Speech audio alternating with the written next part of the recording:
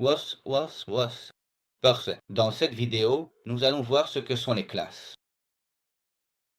Et maintenant, ça commence déjà à se compliquer un peu plus, ce cours de Python, car les classes sont un peu plus comme complexes. Les classes et la programmation orientée objet. .ipand. Nous allons créer notre notebook.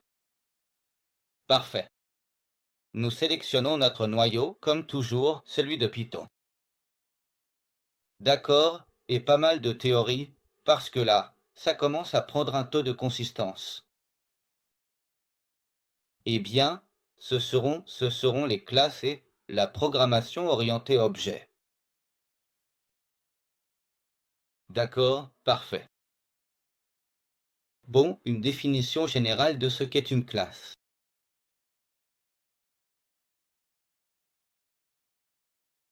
Une classe est un modèle pour créer des objets. Les objets sont des instances de classe qui peuvent avoir des attributs, des données, des méthodes et des fonctions. Parfait. Je suppose que tout le monde est comme moi. Personne n'a rien compris. Parfait.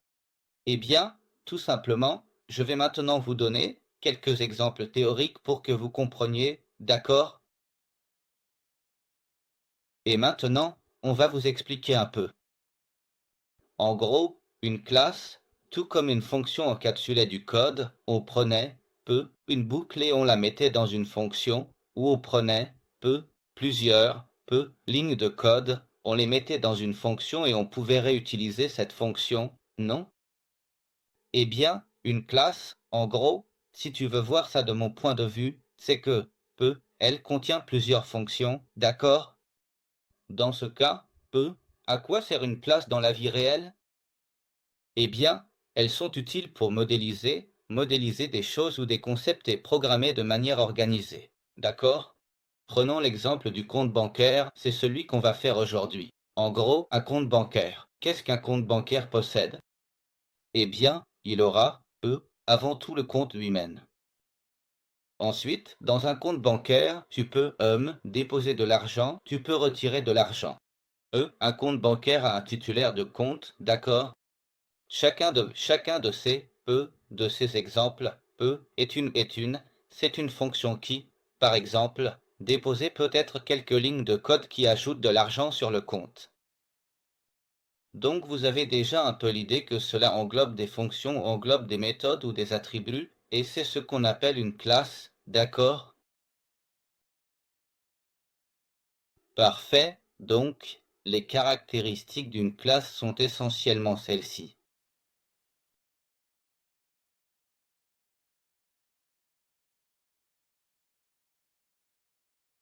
Nous allons noter ici les caractéristiques, et en gros, une classe est un modèle pour créer des objets, d'accord? Un modèle pour créer des fonctions, appelle-le comme tu veux. Elle possède donc des attributs, des variables à l'intérieur d'une classe pour stocker des informations sur l'objet. Si, par exemple, un client peut être, riche, un autre pauvre, un autre peut être, quelqu'un qui vient souvent à la banque, tu vois. Ce sont les attributs que possède cette classe. Et les méthodes, comme je le disais, ce sont les fonctions que la classe contient à l'intérieur, déposer-argent, retirer-argent, d'accord? Et quand tout cela est créé, c'est-à-dire quand la classe est déjà créée, alors on a une instance. Et une instance, c'est tout simplement un objet, d'accord? D'où le nom de programmation orientée objet. Et tu peux prendre cette instance et, par exemple, appeler des fonctions à l'intérieur de ces instances, d'accord? On va prendre un exemple de classe pour commencer. Une classe se définit comme ceci, classe, tu lui donnes un nom, une parenthèse ou pas, la parenthèse n'est pas nécessaire, et simplement deux points. Alors, qu'est-ce qu'elle a? Quels sont les composants d'une classe? Tout d'abord, un constructeur qui s'appelle init et qui contient self. Comme vous pouvez le voir, il a la forme d'une fonction, d'accord? Donc, pour créer une classe, on doit toujours avoir une première fonction qui s'appelle ini et qui prend ici un paramètre appelé self. D'accord? C'est ça, c'est le constructeur, Self, il servira à créer toute la classe, d'accord. Et ensuite, comme on l'a dit, elle aura ses propres méthodes. Méthode 1 avec son self, d'accord.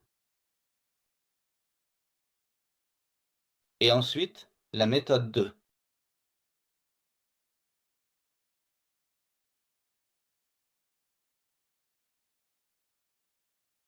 Méthode 2 avec son self, d'accord.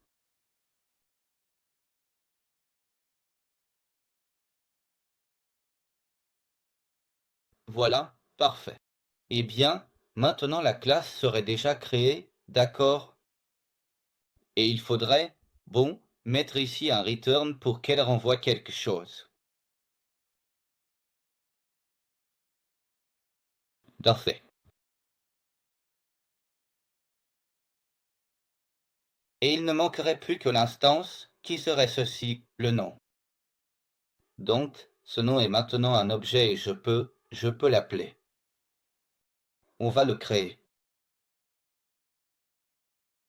Expectorat in blog, après, d'accord. Méthode 1, on veut que le blog after 9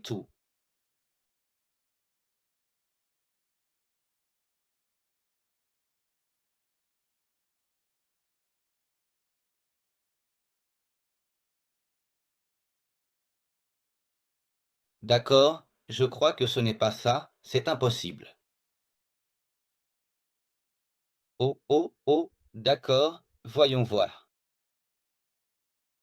D'accord, ici il manquerait. C'était bon, ici il manquerait le pass. Au niveau du return, il manque une indentation, ici aussi. Et si je ne me trompe pas, avec tout, return puis le nom. Et le nom est en dehors de la classe.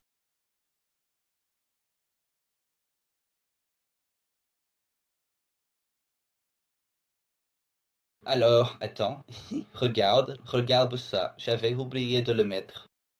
Il y a une erreur, regarde ça, il y a une faute de frappe, il y a un underscore que je ne voyais pas et c'est en origine de tout l'exercice. Maintenant, c'est bon. Maintenant, on met le nom. Si on met un point après le nom, on peut accéder aux méthodes. Donc, on aligne les codes à une méthode 2.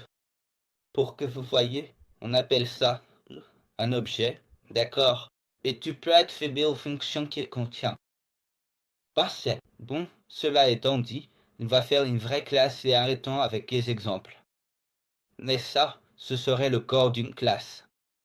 En gros, définir la classe, mettre son constructeur et ajouter les méthodes, puis simplement appeler la classe. Enfin, appeler la classe, je veux dire créer une instance de la classe, d'accord? Et donc, pour créer une instance, en gros, on a une variable, on lui donne un nom, d'accord? Et instancier une classe, c'est toujours ça. Il met les parenthèses de la classe. Comme vous pouvez le voir, ça revient au même. Mais créer une instance d'une classe, c'est toujours faire ça. La mettre dans une variable et ajouter les parenthèses. D'accord? Donc, nous avons déjà toutes les méthodes. Commencez. Nous allons faire l'exemple du compte bancaire. D'accord?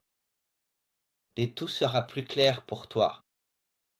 Donc, maintenant, on déclare une classe, on va l'appeler compte bancaire, deux points, et ce qu'on veut faire, c'est ça, retirer de l'argent, déposer de l'argent et savoir combien de soldes on a.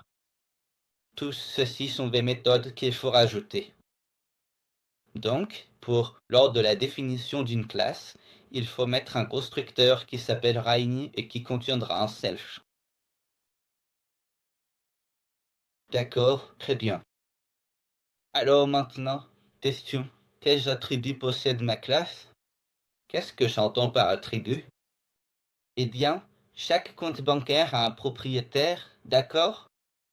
Ce n'est pas une méthode, c'est un attribut qui signifie que chaque compte bancaire, indépendamment du fait que tu déposes, retire de l'argent ou veuille voir le solde, qui sont comme des fonctions que réalise ce compte bancaire, eh bien, chaque compte bancaire a un propriétaire. Propriétaire. propriétaire parfait. Qu'est-ce qu'un compte bancaire a d'autre en soi comme un attribut inné? Eh bien, un compte bancaire, quand tu l'ouvres, a toujours un solde égal à 0, n'est-ce pas? Parfait. Donc, maintenant, on peut voir que self est en bleu clair et que propriétaire et solde sont dans une sorte de gris. Parce que, pour que ces attributs, disons, soient compris ou aient du sens, ce qu'on doit faire, c'est utiliser le constructeur self, mettre un point et indiquer, disons, l'attribut et l'idéaliser à l'attribut. Et comme vous pouvez le voir, propriétaire vient de s'allumer. De la même façon pour solde, il fait pareil. Il met le constructeur self, point, l'attribut égal à l'attribut. D'accord? Donc notre constructeur il serait bien défini et aurait ses attributs qui sont le propriétaire et le solde. Continuons. Maintenant, on va faire la première méthode, d'accord? Allez, écris la première méthode. Bon, on va faire un peu de théorie. Ce serait que nous voulons créer les méthodes du compte bancaire. Donc, il y a déposé.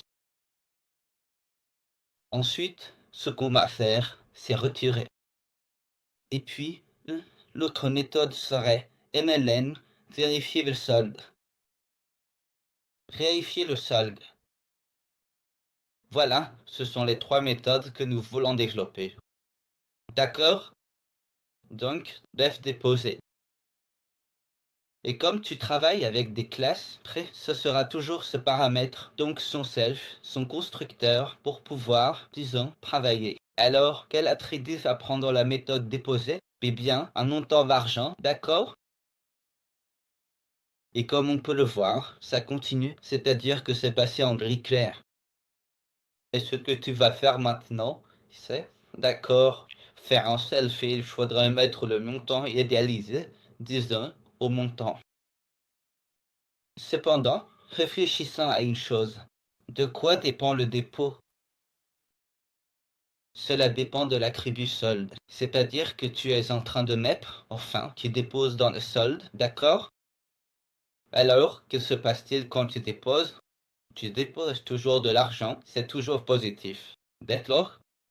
Donc, on va faire en sorte que le constructeur dépende du solde, d'accord? Et à chaque fois que tu voudras déposer, tu vas déposer de l'argent va s'ajouter, d'accord? Donc on met un plus égal et le montant que l'on veut déposer. D'accord? Donc tout cela va avoir du sens pour moi. D'accord? En gros, je lui ai simplement dit que je veux mettre un montant positif parce que je fais un dépôt, n'est-ce sur mon solde, d'accord? Puis à partir de là, la méthode sera créée.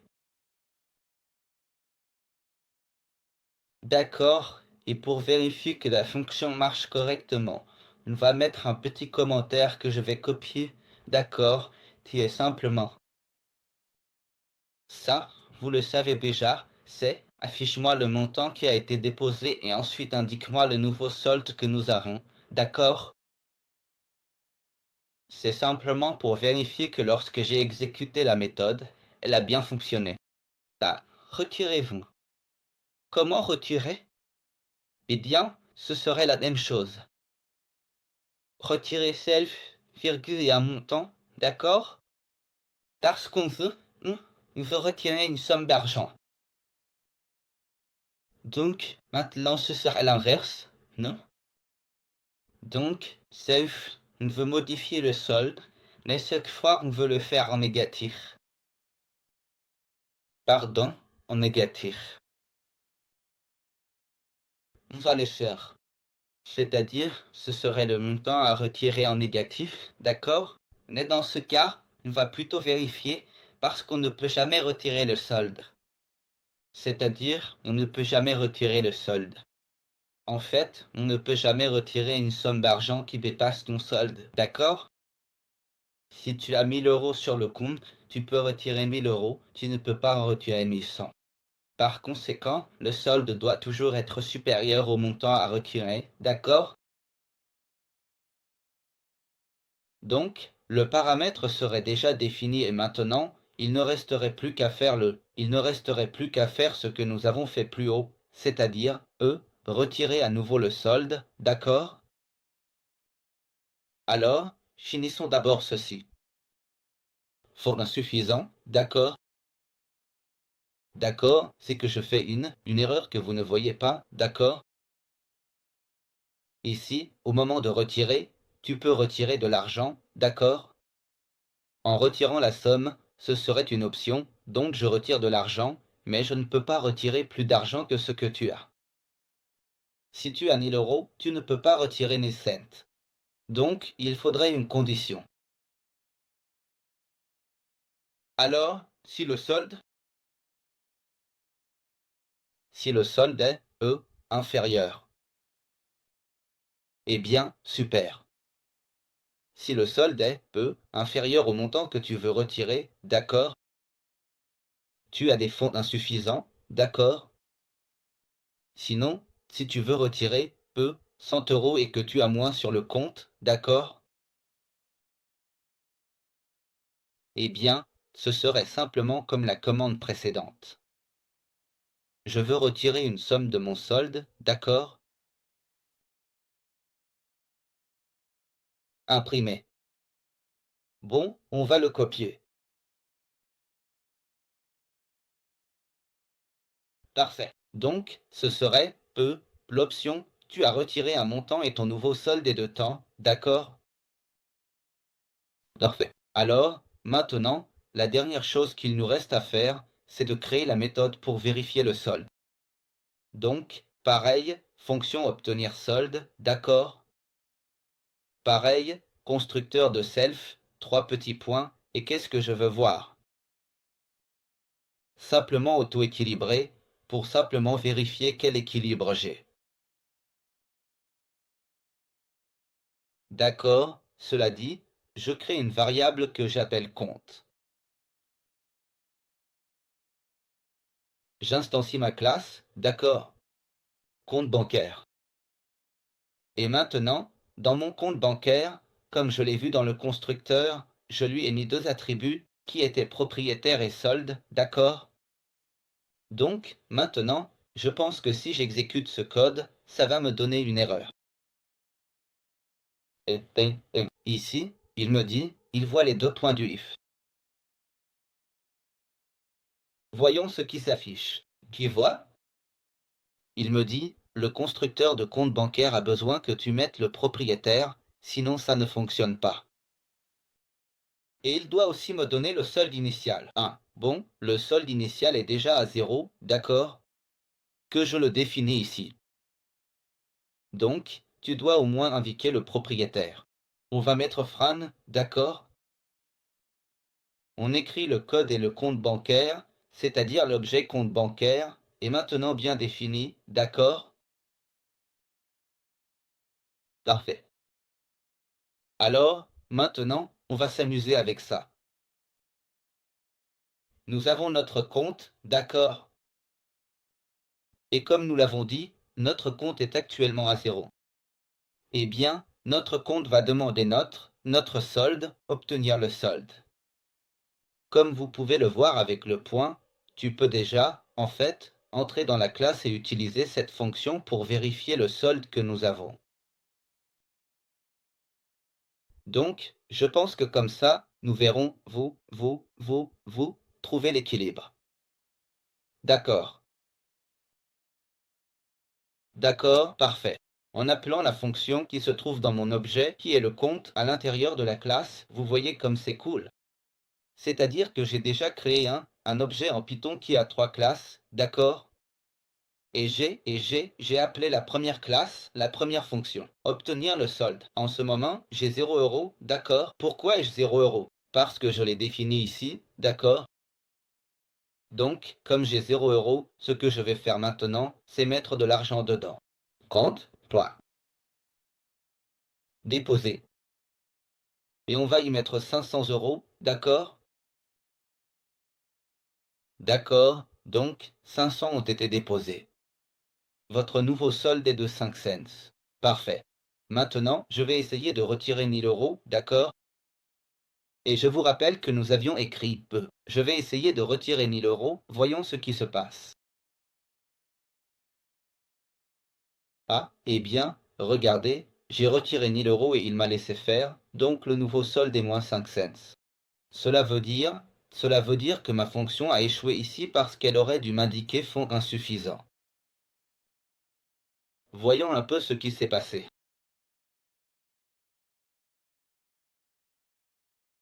NMN, NEN, LNN. Actually, c'est mal défini.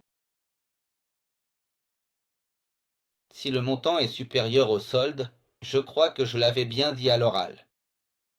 Donc, au solde, d'accord, fonds insuffisant. Sinon, on peut le soustraire. Oh, attends. D'accord, il faut mettre les 2 points, souvenez-vous. Parfait. On a recréé la fonction, on l'a corrigée. Obtenir le solde, 0 euros. Nous déposons 500 euros. Parfait. Et maintenant, je vais essayer de retirer 1000 euros de mon compte bancaire alors que je n'ai que 500. Tu ne peux pas, tu as 500 euros sur le compte, c'est indiqué ici et ça ne te laisse pas faire. Parfait. Bon, allons retirer 100 euros, voyons si ça marche. Parfait. 100 ont été retirés, le nouveau solde est de 4 cents. D'accord? Donc, ça, ce seraient les classes, les classes en Python, d'accord? C'est simplement ça, retenez bien le concept. Ou un objet qu'on appelle classe, qui a plusieurs fonctions, enfin, plusieurs attributs, comme le propriétaire, le solde, et plusieurs méthodes, qui seraient des fonctions qui s'appliquent au compte bancaire, retirer, déposer, vérifier le solde. Tu vois? Tout ça, toutes ces fonctions sont liées au compte bancaire et tout est, MMM, tout est dans une seule classe, d'accord? J'espère que c'est clair pour vous. À la prochaine vidéo.